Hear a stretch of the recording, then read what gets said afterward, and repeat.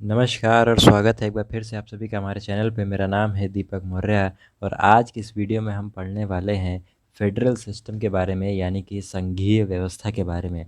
तो तो क्या है ये फेडरल सिस्टम, क्या है संघीय व्यवस्था, इसी को हम आज की इस वीडियो में जानेंगे। और इससे पिछले वाली वीडियो में हमने पार्लियामेंट्री सिस्टम और प्रेसिडेंशियल सिस्टम के बारे में जाना था। अगर आपने वो वीडियो नहीं देखा तो उसको देख लीजिएगा, क्योंकि उसके बाद ही आपको बहुत अच्छे से समझ में आने वाला है।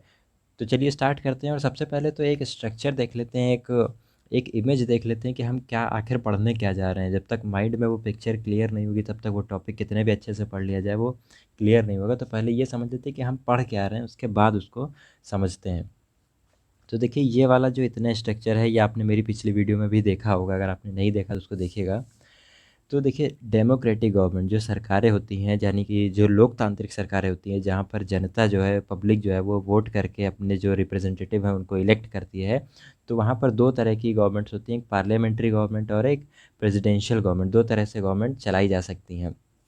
अब ये दोनों क्या होती है, ये मैंने पिछले वीडियो में, जस्ट पिछले वीडियो में ये जो है वो अच्छे से समझाया है। तो आप उस वीडियो को देख सकते हैं, डिस्क्रिप्शन में आपको लिंक मिल जाएगा, आप वहाँ से इसको देख सकते हैं। तो मैंने उसको इसमें बताया हुआ है। तो जो हमारा इंडिया है वहाँ पर हम पार्लियामेंट्री गवर्नमेंट जो है वो पार्लियामेंट्री फॉर्म ऑफ गवर्नमेंट का यूज़ करते हैं, ना कि प्रेसिडेंशियल फॉर्म ऑफ गवर्नमेंट। तो अब जो पार्लियामेंट्री फॉर्म ऑफ गवर्नमेंट की बात करते हैं, ये हम इंडिया में यूज़ करते हैं। तो इसको भी हम दो तरीके से जो है वो चलाते हैं, यानी पार्लियामेंट गवर्नमेंट के भी दो तरीके हो सकते हैं। एक होता है फेडरल गवर्नमेंट और एक होता है यूनिटरी गवर्नमेंट।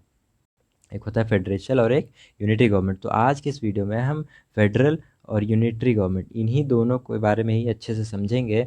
और इस वीडियो के स्टार्टिंग में ही बता देता हूँ कि फेडरल गवर्नमेंट जो है यही तरह की सरकार, यानी फेडरल गवर्नमेंट ही इंडिया में एप्लीकेबल है, यानी भारत में फेडरल गवर्नमेंट जो है वो यूज़ में है, यूनिटरी गवर्नमेंट इंडिया में नहीं है। तो हम जानेंगे अच्छे से कि फेडरल गवर्नमेंट क्या होती है, यूनिटरी गवर्नमेंट क्या होती है, और फेडरल गवर्नमेंट के क्या फ़ीचर्स हैं। इन सभी चीज़ों को हम जानेंगे। उसके अलावा इंडिया में ऐसे क्या कुछ, इंडियन कॉन्स्टिट्यूशन में कुछ स्पेशल प्रोविज़न्स क्या हैं उसके बारे में भी जानेंगे। तो ये पिक्चर क्लियर होनी चाहिए कि हम सीख क्या रहे हैं। सरकार, डेमोक्रेटिक सरकार यानी कि लोकतांत्रिक सरकार किस तरह से चलती है, दो तरीके से चलती है। एक पार्लियामेंट्री गवर्नमेंट होती है और एक प्रेसिडेंशियल गवर्नमेंट होती है।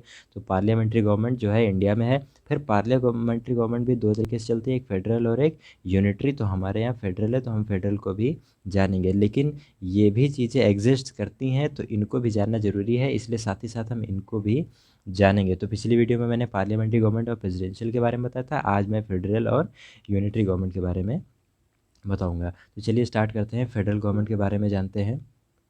देखिए, फेडरल गवर्नमेंट, सबसे पहले तो फेडरल गवर्नमेंट। तो a federal government is one in which powers are divided between the national government and the regional governments. यानी कि जो फेडरल गवर्नमेंट होती है, जो संघीय सरकार होती है, वहाँ पर जो पावर्स होती हैं, जो शक्तियाँ होती हैं, वो डिवाइड होती हैं किसमें, नेशनल गवर्नमेंट और रीजनल गवर्नमेंट। यानी कि इंडिया में आप देख पा रहे होंगे, नेशनल गवर्नमेंट मतलब जिसको हम कहते हैं सेंट्रल गवर्नमेंट, यानी कि केंद्र सरकार जिसको हम हिंदी में कहते हैं। और रीजनल गवर्नमेंट यानी कि जो राज्य की सरकारें होती हैं, जो स्टेट गवर्नमेंट होती है, वो रीजनल गवर्नमेंट हो गई। तो यानी कि जो फेडरल गवर्नमेंट होता है इसमें क्या होती है, जो भी पावर्स होती हैं, चाहे वो लॉ बनाने की हो, चाहे उसको इम्प्लीमेंट कराने की हो, एग्जीक्यूशन की हो, वो जो पावर होती हैं वो दो तरीके में डिवाइड होती है। एक तो नेशनल गवर्नमेंट और एक रीजनल गवर्नमेंट। दो तरह की सरकारें होती हैं, एक केंद्र स्तर पर और एक राज्य स्तर पे। बाय द कॉन्स्टिट्यूशन, संविधान से ही बटी होती हैं। And both operate in their respective jurisdiction independently. और जो भी उनका एरिया होता है उस एरिया में वो अलग अलग सेपरेट जो है काम करती हैं। यानी कि फेडरल गवर्नमेंट में जो मेन बात है वो ये बात है कि यहाँ दो तरह की सरकारें होती हैं, एक नेशनल गवर्नमेंट होती है और एक रीजनल गवर्नमेंट होती है, जैसा कि हमारे इंडिया में है। एक है हमारे यहाँ केंद्र सरकार और उसके अलावा राज्यों की एक अपनी सरकार होती है, राज्य सरकार। तो दो तरह की सरकारें फेडरल गवर्नमेंट में होती हैं। अब एग्जांपल में जैसे यूएस हो गया, स्विट्ज़रलैंड, ऑस्ट्रेलिया, कनाडा, रसिया, ब्राज़ील, अर्जेंटीना, ये सभी जो है फेडरल गवर्नमेंट के एग्जांपल हैं। यहाँ पर दो तरह की गवर्नमेंट जो है वो पाई जाती हैं।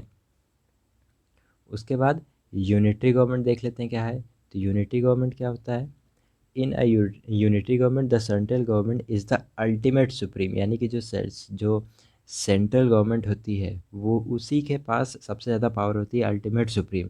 And any administration division, sub divisional, sub national units exercise only powers that the central government chooses to delegate, यानी कि जो मेन पावर है, जो सुप्रीम पावर, जो सर्वोच्च ताकत होती है, वो पूरी जो किस्म होती है वो सेंट्रल गवर्नमेंट होती है, केंद्र सरकार में ही होती हैं। चाहे वो एडमिनिस्ट्रेटिव पावर हो या और किसी भी तरह की लेजिस्लेटिव पावर हो, वो सारी पावर जो है वो सेंट्रल गवर्नमेंट के पास ही होती है। और जो जो सब नेशनल यूनिट्स हैं, यानी कि जो हम कह सकते हैं कि जो सेंट्रल गवर्नमेंट के अंडर में जो सरकार आती है या जो एरिया आता है, उनको जो रूल करते हैं या उनके लिए जो लॉ वगैरह बनाते हैं या जो एग्जीक्यूशन का काम करते हैं, जो इम्प्लीमेंट करने का काम करते हैं पॉलिसी, उनको सिर्फ वही पावर मिलती है जो कि उनको सेंट्रल गवर्नमेंट देता है। यानी कि यहाँ पे जो सुप्रीमेसी है, जो सर्वोच्चता है, जो सबसे ऊपर ताकत है, वो किसके पास है? सेंट्रल गवर्नमेंट के ही पास हैं। यानी कि यूनिटरी गवर्नमेंट में एक ही तरह की सरकार होती है और वही जो है, वही जो पावर डिसाइड करेगी, वो पावर जो है सबको दी जाएगी। तो जो मेन डिफरेंस हुआ वो ये हुआ कि फेडरल गवर्नमेंट में दो तरह की सरकारें होती हैं, लेकिन जो यूनिटरी गवर्नमेंट होती है उसमें सिर्फ एक तरह की, सेंट्रल जो होता है वही, उसी के पास जो है वो सारी पावर, सुप्रीम पावर जो है उसी के पास ही होती है। तो जो यूएन के 193 मेंबर कंट्रीज़ हैं, उनमें से 165 कंट्रीज़ तो ऐसी हैं जहाँ पर यूनिटरी गवर्नमेंट जो है वो पाई जाती है। जैसे ब्रिटेन है, फ्रांस है, Japan, China, Italy, Belgium, Norway, Sweden, Spain, ये सब ऐसी कंट्री हैं जहाँ पे यूनिटरी गवर्नमेंट जो है वो पाई जाती है। यानी कि यहाँ पर एक सरकार होती है। इसको हिंदी में कहते ही हैं एकात्मक सरकार है। एकात्मक मतलब एक वाली ऐसी सरकार जहाँ पर एक ही सरकार हो, तो एकात्मक सरकार। अब देखते हैं थोड़ा सा डिफरेंस की मेन डिफरेंसेस क्या हैं फेडरल गवर्नमेंट और यूनिटरी गवर्नमेंट में। तो देखिए फेडरल गवर्नमेंट में जैसा कि ड्यूअल गवर्नमेंट होती है, that is national government and regional government, यानी कि केंद्र सरकार और राज्य सरकार। और यूनिटरी गवर्नमेंट में क्या होती है? सिंगल गवर्नमेंट होती है, सिर्फ एक, जो कि केंद्र सरकार होती है। That is the national government which में क्रिएट रीजनल गवर्नमेंट, यानी कि जो एक ही गवर्नमेंट होती है, सिंगल गवर्नमेंट, जो कि नेशनल गवर्नमेंट यानी कि सेंटर में होती है, और वो चाहे तो रीजनल गवर्नमेंट्स क्रिएट कर सकती है, नहीं तो नहीं। सारी पावर जो होंगी वो होगी नेशनल गवर्नमेंट के ही पास, यानी कि सिंगल गवर्नमेंट यहाँ पर होती है। दूसरा, रिटन कॉन्स्टिट्यूशन होता है फेडरल गवर्नमेंट में, और यूनिटरी गवर्नमेंट में जो कॉन्स्टिट्यूशन है वो रिटन हो भी सकता है और नहीं भी हो सकता है। जैसे फ्रांस है, इनका कॉन्स्टिट्यूशन क्या है? रिटन है। और ब्रिटेन जो है, इनका कॉन्स्टिट्यूशन रिटन नहीं है। तो दोनों ही तरह के स्ट्रक्चर जो है वो यूनिटी गवर्नमेंट में पाए जा सकते हैं। फिर तीसरा पॉइंट देखते हैं, division of power between the national and the regional government, यानी कि जो पावर्स हैं वो जो है वो डिवाइडेड होती हैं किसमें? फेडरल सिस्टम में। और no division of powers, all the powers are vested in the national government. और जब हम देखते हैं यूनिटरी गवर्नमेंट, तो वहाँ पर किसी भी तरह की पावर का डिवीज़न नहीं होता। यहाँ पे जो सारी पावर हैं वो सेंटर के पास होती हैं। लेकिन अगर हम बात करते हैं फेडरल सिस्टम की, तो हम देखते हैं कि उसमें पावर्स डिवीज़न होता है। जैसे कि इंडिया की बात करें तो हमारा जो कॉन्स्टिट्यूशन का शेड्यूल 7 है, उसके अंदर जो सब्जेक्ट्स हैं वो डिवाइड किए गए हैं कि कौन से ऐसे सब्जेक्ट होंगे जिन पे सेंटर जो है वो लॉ बनाएगा, ऐसे कौन से सब्जेक्ट होंगे जिन पे स्टेट। उसके अलावा एक कॉन्करेंट लिस्ट है, तीन, शेड्यूल 7 में 3 लिस्ट हैं, एक सेंटर, एक स्टेट और एक कॉन्करेंट लिस्ट। सेंटर पे सिर्फ केंद्र सरकार जो है वो सेंट्रल गवर्नमेंट रूल बनाती है, स्टेट वाले सब्जेक्ट पे सिर्फ स्टेट, और कॉन्करेंट पे स्टेट और सेंटर दोनों बनाते हैं। तो यहाँ पर जो सब्जेक्ट्स हैं वो डिवाइडेड हैं। लेकिन जो यूनिटरी गवर्नमेंट होती है वहाँ पर सब्जेक्ट डिवाइड नहीं होते, सारी पावर किसके पास होती है? सेंटर के पास होती है। फिर सुप्रीमेसी ऑफ द कॉन्स्टिट्यूशन, यानी संविधान जो है वही सबसे ऊपर होता है, वही सर्वोच्च होता है। कॉन्स्टिट्यूशन मे बी सुप्रीम और मे नॉट बी सुप्रीम, यानी कि जो कॉन्स्टिट्यूशन है फेडरल सॉरी यूनिटरी गवर्नमेंट में, वो कॉन्स्टिट्यूशन जो है वो सुप्रीम हो भी सकता है जैसा कि जापान में, और नहीं भी हो सकता है जैसा कि ब्रिटेन में। फिर रिजिड कॉन्स्टिट्यूशन, हम देखते हैं फेडरल गवर्नमेंट में कॉन्स्टिट्यूशन जो है वो जनरली रिजिड होता है, यानी कि रिजिड मतलब बहुत ही कठोर होता है। और जो फेडरल सॉरी यूनिटी गवर्नमेंट होती है वहाँ पर जो है कॉन्स्टिट्यूशन जो है वो रिजिड हो भी सकता है और फ्लेक्सिबल भी हो सकता है। उसके बाद इंडिपेंडेंट जुडिशरी, इंडिपेंडेंट जुडिशरी यानी कि स्वतंत्र जो न्यायपालिका, जुडिशरी मतलब न्यायपालिका। तो जो जुडिशरी इंडिपेंडेंट का मतलब होता है, ये किसी भी तरीके से गवर्नमेंट से यानी लेजिस्लेचर से या एग्जीक्यूटिव से वो अटैच्ड नहीं होता, वो जुड़े नहीं होते हैं, ये बिल्कुल अलग चलती है। इनका गवर्नमेंट में इनसे किसी भी तरह का कोई इंटरफेरेंस नहीं होता है, ये फेडरल सिस्टम में। और जुडिशरी में भी इंडिपेंडेंट और मे नॉट भी इंडिपेंडेंट। और जब बात करते हैं हम यूनिटरी गवर्नमेंट की, तो वहाँ पे जो अ, हमारी जो जुडिशरी है वो इंडिपेंडेंट हो भी सकती है और नहीं भी, यानी न्यायपालिका जो है वो सरकार से अलग हो भी सकती है और नहीं भी हो सकती है। आप देखते होंगे हमारे इंडिया में जो कानून है, सॉरी, जो न्यायपालिका है, यानी कि जो कोर्ट्स वगैरह हैं, जैसे कि सुप्रीम कोर्ट है, हाई कोर्ट है, वो उनमें गवर्नमेंट का इंटरफेरेंस नहीं होता, बल्कि वो गवर्नमेंट से अलग है। पार्लियामेंट का गवर्नमेंट से कोई भी लेना देना, पार्लियामेंट का कोर्ट वगैरह के मैटर से किसी भी तरह का कोई लेना देना नहीं होता, उसमें कोई भी हस्तक्षेप नहीं करता। यानी कि जो हमारी जुडिशरी है, जो हमारी न्यायपालिका है, उसमें किसी भी तरह का हस्तक्षेप जो है वो नहीं किया जा सकता, इसलिए हम उसको कहते हैं कि वो इंडिपेंडेंट है। तो फेडरल सिस्टम में यही होता है कि वह इंडिपेंडेंट होती है, और यूनिटरी में क्या होता है, इंडिपेंडेंट हो भी सकती है और नहीं भी हो सकती है। उसके बाद बाई कैमरल लेजिस्लेचर, यानी कि द्विसदनीय व्यवस्था, द्विसदनीय विधायिका, लेजिस्लेचर मतलब विधायिका, बाई कैमरलिज्म मतलब द्विसदनीय, यानी कि दो सदन। जैसे कि हम देखते हैं हमारे यहाँ लोकसभा है और राज्यसभा है, तो दो सदन है हमारे यहाँ।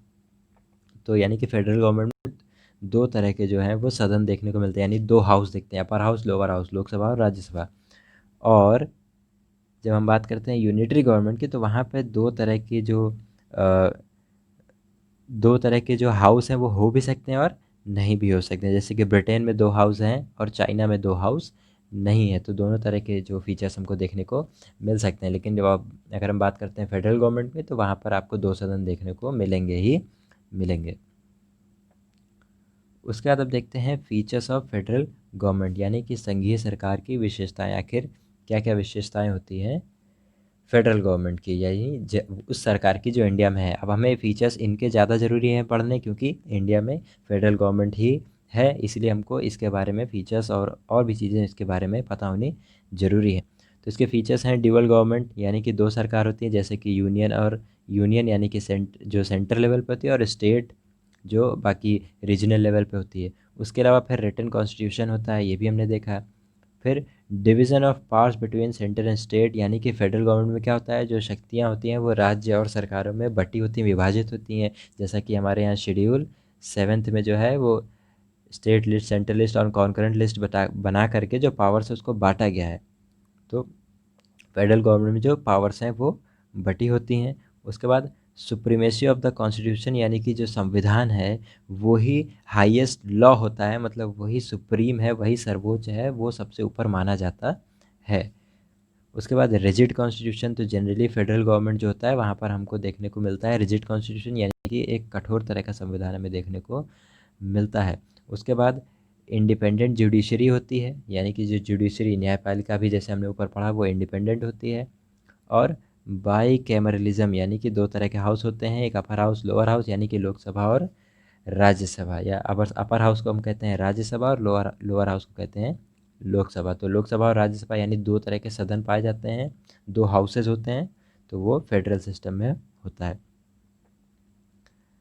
अब जैसा कि हमने ये तो देख लिया कि हमारे यहाँ जो है वो फेडरल सिस्टम है, लेकिन जो हमारे यहाँ का कॉन्स्टिट्यूशन है वो एक तरह से आप कह सकते हैं कि फेडरल और यूनिटरी के बीच का रास्ता है। यानी कि कहने को तो हमारे कॉन्स्टिट्यूशन में ये लिखा हुआ है कि हाँ हम फेडरल गवर्नमेंट हैं, लेकिन इसमें आपको कुछ यूनिटरी फीचर्स भी देखने को मिल जाते हैं, जो हमारे फ्रेमर्स थे कॉन्स्टिट्यूशन के, उन्होंने इस बार काफ़ी चीज़ों को ध्यान में रखा, कि कुछ कमियों को देखा जो उन्होंने फेडरल गवर्नमेंट में पाए, कुछ कमियां उन्होंने यूनिटरी गवर्नमेंट में भी पाई, और दोनों में कुछ ही उनको फ़ायदे भी दिखे। तो उन्होंने दोनों को मिला करके एक बीच का रास्ता निकालने की कोशिश की है।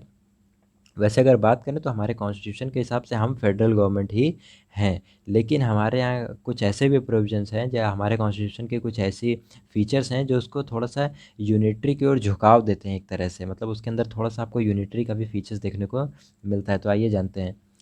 सबसे पहला है सिंगल सिटीजनशिप, यानी कि हमारे यहाँ दो तरह की सरकारें तो हैं, एक सेंटर लेवल पे और एक स्टेट लेवल पे, लेकिन जो हमारे यहाँ की नागरिकता है, सिटीजनशिप है, वो सिर्फ एक ही मिलती है, इंडियन। यानी कि जो स्टेट है वो अपनी नागरिकता अलग से नहीं देता है। तो ये सिंगल सिटीजनशिप का जो प्रोविज़न है, ये एक तरह का यूनिटरी फीचर्स हमको देखने को मिल जाता है, जो कि हमारे कॉन्स्टिट्यूशन में है। यानी कि हम फेडरल होने के साथ ही साथ एक यूनिटरी का भी फीचर साथ में रखते हैं। भले हमारे यहाँ दो तरह की सरकारें हैं, लेकिन जो जो हमारे यहाँ की नागरिकता है वो एक ही होती है, सिर्फ इंडियन, यानी कि कोई अगर मान लीजिए कोई यूपी का रहने वाला है तो उसको दो नागरिकता नहीं मिलेगी कि हाँ एक यूपी का नागरिक होने की नागरिकता मिल जाए और एक इंडिया की, तो है ही क्योंकि वो इंडियन है। सिर्फ एक नागरिकता मिलेगी, अब चाहे वो एमपी में रहता हो, चाहे कर्नाटका में रहता हो, चाहे केरला में रहता हो, और चाहे यूपी में रहता हो, चाहे बिहार में रहता हो, उन सभी व्यक्तियों की सिर्फ एक नागरिकता होगी, एक सिटीजनशिप होगी, और वो क्या होगी? इंडिया।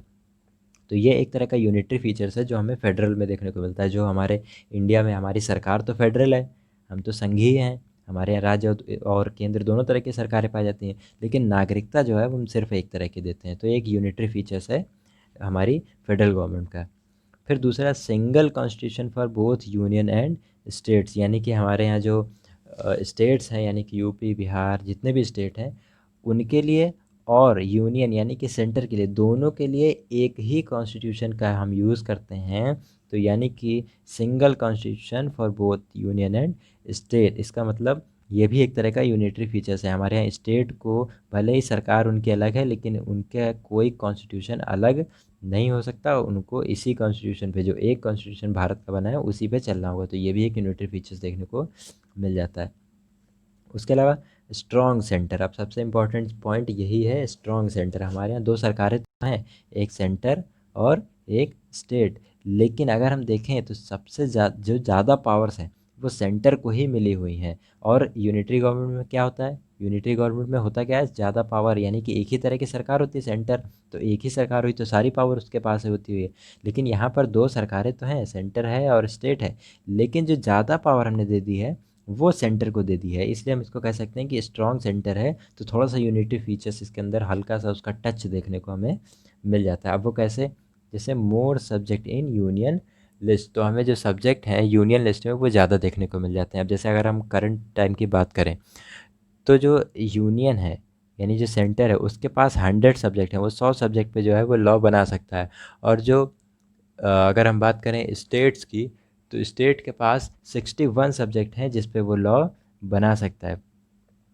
और उसके बाद अगर हम बात करें कॉन्करेंट लिस्ट की, जिस पे स्टेट और सेंटर दोनों ही जो है वो लॉ बना सकते हैं, तो ऐसे सब्जेक्ट हैं 52। तो अब हम यहाँ साफ साफ देख पा रहे हैं कि पहले तो सबसे ज़्यादा 100 सब्जेक्ट जो हैं वो सेंटर के पास हैं, और स्टेट के पास 61 है, कम है। और 52 ऐसे सब्जेक्ट हैं जिन पे सेंटर और स्टेट दोनों ही लॉ बना सकते हैं। लेकिन आपको ये बात पता होनी चाहिए कि अगर कोई ऐसा सब्जेक्ट है जो इसमें आता है उस पे सेंटर स्टेट दोनों ही लॉ बना सकते हैं, लेकिन अगर कोई कॉन्फ्लिक्ट होता है, कोई मतभेद हो जाता है, मान लीजिए कोई टॉपिक है उस पर सेंटर भी लॉ बनाना चाहता है और स्टेट भी लॉ बनाना है, लेकिन फिर अगर उन दोनों लॉ में मतभेद होता है तो जो लॉ प्रिवेल करेगा, जो लॉ जीतेगा, यानी जो जो लॉ माना जाएगा वो सेंटर का ही होगा। यानी कि एक तरह से देखा जाए तो इस पर भी जो सुप्रीमेसी है वो सेंटर की ही आती है। तो देखा जाए तो 152 सब्जेक्ट के आसपास ऐसे हैं जिन पर सेंटर जो है वो लॉ बना सकता है, और स्टेट को सिर्फ 61 ही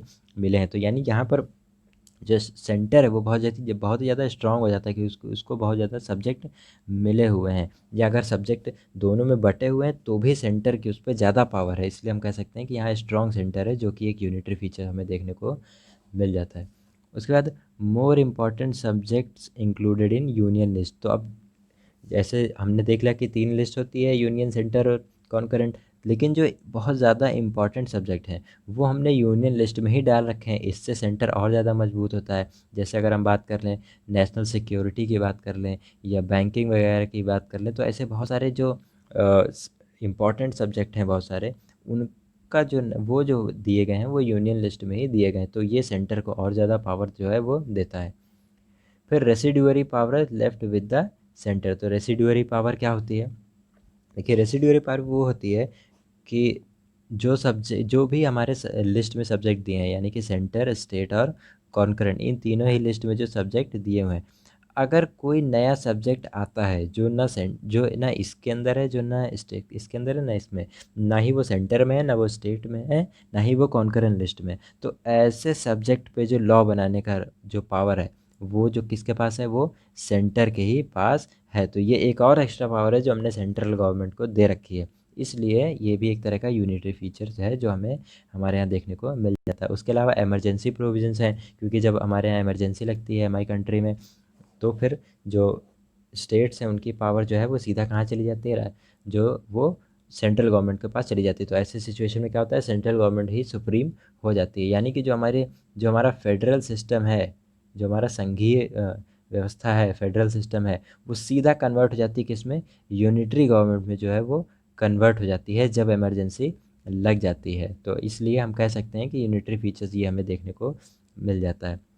यानी इमरजेंसी में हमारी जो कंट्री का स्ट्रक्चर है वो फेडरल से कन्वर्ट होकर के तुरंत जो है पूरी तरीके से यूनिटरी हो जाता है जब इमरजेंसी प्रोविज़न लागू होते हैं। उसके बाद इंटीग्रेटेड जुडिशरी, अभी जैसे मैंने बताया था, जो हमारे यहाँ की जुडिशरी है, न्यायपालिका है, वो एकीकृत है, इंटीग्रेटेड है। ये भी एक तरह का इससे पहले हमने पढ़ा था कि इंडिपेंडेंट है, लेकिन यहाँ पर एक इंटीग्रेटेड वर्ड है। तो अब इंटीग्रेटेड के भी बारे में जान लेते हैं। देखिए, इंटीग्रेटेड का मतलब है एकात्मक या एक रूप से। तो देखिए, हमारे यहाँ सरकार भले फेडरल सिस्टम है हमारे यहाँ, तो हमारे यहाँ सेंटर की गवर्नमेंट अलग है और स्टेट की गवर्नमेंट्स अलग हैं, लेकिन जो जुडिशरी है, जो न्यायपालिका है, यानी कि जो कोर्ट्स हैं हमारे, जहाँ से हमें न्याय मिलता है, वो कोर्ट्स जो हैं वो इंटीग्रेटेड हैं, वो इंडिपेंडेंट है। उनका राज्य और केंद्र की सरकारों से किसी भी तरह का लेना देना नहीं है। यानी कि सेंटर और स्टेट, तो अगर किसी कोई ऐसा प्रोविज़न नहीं है कि कुछ ऐसी लॉ कोर्ट होंगे जो सिर्फ स्टेट तक काम करेंगे, या कुछ ऐसे होंगे जो केंद्र के यानी सेंट्रल लेवल पर काम करेंगे। हाँ, हाई कोर्ट हो सकते हैं, हाई कोर्ट हो सकते हैं जिनका लेवल है स्टेट तक का, जिनका लेवल है स्टेट तक। लेकिन इसका मतलब ये नहीं है कि ये सिर्फ हाई कोर्ट सिर्फ स्टेट तक के लिए बने हैं और सुप्रीम कोर्ट जो है वो सेंटर के लिए बने हुए हैं। अगर आप मान लीजिए, अगर आप यूपी में रहते हैं, मान लिया आप यूपी में रहते हैं, तो आपका स्टेट यूपी है। तो अगर आप कोई केस लड़ रहे हैं और आप वहाँ की हाई कोर्ट में लड़ रहे हैं, तो इसका मतलब ये नहीं है कि आप यूपी में, मान लिया आपने हाई कोर्ट में केस लड़ा और हाई कोर्ट में आप वो केस हार जाते हैं, तो इसका मतलब ये नहीं है, बिल्कुल भी नहीं है कि अब आप जो है वो सुप्रीम कोर्ट में नहीं जा सके। आप सुप्रीम कोर्ट में जा सकते हैं। इसका मतलब ये है कि जो जुडिशरी है, जो न्यायपालिका है, वो एक है। पहले जो लोअर कोर्ट्स आती हैं, फिर उसके बाद ऊपर हाई कोर्ट आती है, फिर उसके ऊपर सुप्रीम कोर्ट आती है। ये पूरा एक है, ये एक दूसरे से कनेक्टेड है। ये कहीं ऐसा नहीं है कि ये सिर्फ स्टेट है, ये सिर्फ सेंटर है, या ये लोकल स्तर पे है, ऐसा कुछ नहीं है। ये सारी जो है वो आपस में एक दूसरे से जुड़ी हुई हैं और इनका सरकारों से किसी भी तरह से लेना देना नहीं है। यानी कि हमारे यहाँ सरकारें तो राज्य की अलग हैं, केंद्र की अलग हैं, लेकिन जो हमारे यहाँ कोर्ट हैं वो पूरी कंट्री के लिए एक है, वो पूरी कंट्री के लिए एक है। हाँ, बस हाई कोर्ट जो है वो हर स्टेट में एक बना दी गई है, जिससे जो है वो आसानी से ये जो जुडिशरी का प्रोसेस है उसको कंप्लीट किया जा सके। इसका मतलब ये नहीं कि हाई कोर्ट सिर्फ राज्यों तक सीमित है। अगर किसी स्टेट में हाई कोर्ट ने कोई डिसीजन सुना दिया तो आप सुप्रीम कोर्ट में नहीं जा सकते, जा सकते हैं, ये अलग है। और ये गवर्नमेंट का जो स्ट्रक्चर है, स्टेट और राज्य का अलग होना, वो अलग है। सरकार जो हमारे यहाँ की न्यायपालिका है वो हमेशा एक तरीके से चलती है, वो अलग है, वो सरकारों से उसका कोई लेना देना नहीं है। तो अब आप समझ पा रहे होंगे कि इंटीग्रेटेड जुडिशरी का मतलब क्या है।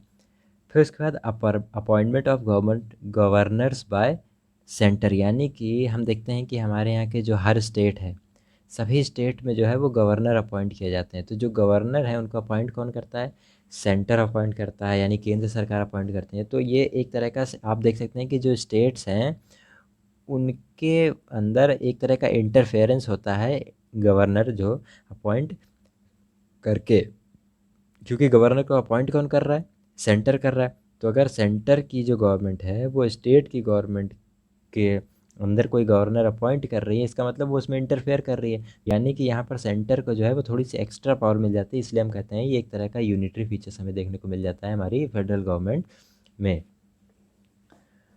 उसके बाद power of parliament to create all India services, यानी कि पार्लियामेंट में ऑल इंडिया सर्विसेज भी देखने को मिल जाती हैं। ये पार्लियामेंट के पास पावर है कि वो ऑल इंडिया सर्विसेज बना सकती है और बनी हुई है, जैसे कि आईएएस, आईपीएस, ये सब क्या है, ये ऑल इंडिया सर्विसेज हैं। और ये अ, इनको मैनेज कौन करता है, इनको सेंटर जो है वो पूरी तरीके से सेंटर मैनेज करता है। उसके बाद power of governance to reserve the bill passed by the state, यानी कि अगर स्टेट ने कोई बिल पास किया है तो उसको गवर्नर रिजर्व कर लेते हैं। किसके लिए रिजर्व कर लेते हैं, प्रेसिडेंस की कंसिडरेशन के लिए, यानी कि राष्ट्रपति की सलाह के लिए जो गवर्नर्स होते हैं, वो अगर स्टेट ने बिल पास भी कर दिया है बिल पास भी कर दिया तो भी उसको रोक करके रख लेते हैं कि गवर्न प्रेसिडेंट की कंसिडरेशन के लिए, उनकी सलाह के लिए जो है वो बिल को रोक लेते हैं। तो ये भी एक तरह का यूनिटरी फीचर्स ही देखने को मिल जा रहा है, क्योंकि यहाँ पर जो गवर्नर है वो अपॉइंट कौन करेगा, वो अपॉइंट तो सेंटर ही करता है। और अगर गवर्नर ने रोक लिया उसको प्रेसिडेंट के लिए, तो इसका मतलब उसके अंदर सेंटर का इंटरफेरेंस देखने को मिल जा रहा है।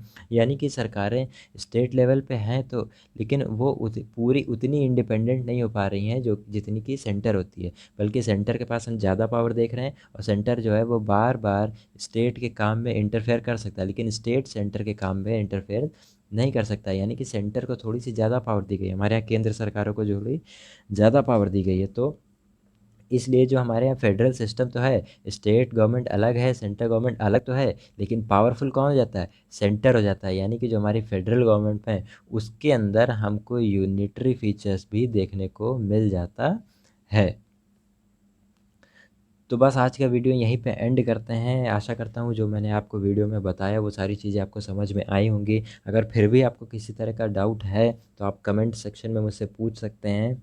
और अगर आपको वीडियो ये अच्छा लग रहा हो तो प्लीज़ वीडियो को लाइक करें, दूसरों के साथ शेयर करें, और चैनल को सब्सक्राइब भी ज़रूर कर लें, जिससे आपको आने वाली वीडियोज़ के नोटिफिकेशन जो है वो मिलते रहें। तो आज के इस वीडियो में अपना समय देने के लिए बहुत बहुत धन्यवाद।